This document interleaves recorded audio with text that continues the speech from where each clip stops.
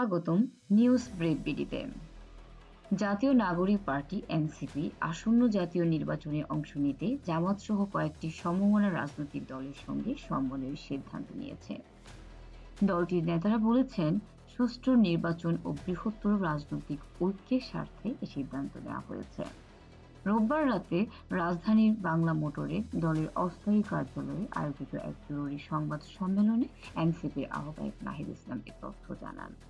তিনি বলেন, সমমনা মোট ৮টি দলের সঙ্গে নির্বাচনী বোঝাপড়ার ভিত্তিতে প্রার্থিতা চূড়ান্ত করার সিদ্ধান্ত হয়েছে এবং আগামীকাল এ বিষয়ে আনুষ্ঠানিক ঘোষণা দেওয়া হবে।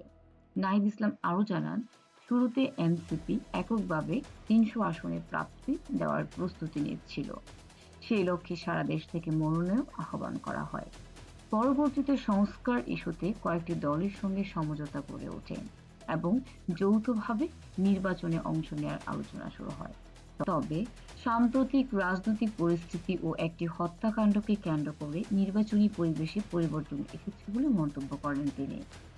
এই বিষয় বিবেচনা নিয়ে বৃহত্তর ঐক্যের পথে এগোনোর সিদ্ধান্ত নেওয়া হয়েছে বলে জানান এনসিপির এই শীর্ষ নেতা। পরবর্তী আপডেট পেতে আমাদের সঙ্গেই থাকুন, চ্যানেলটি সাবস্ক্রাইব করুন।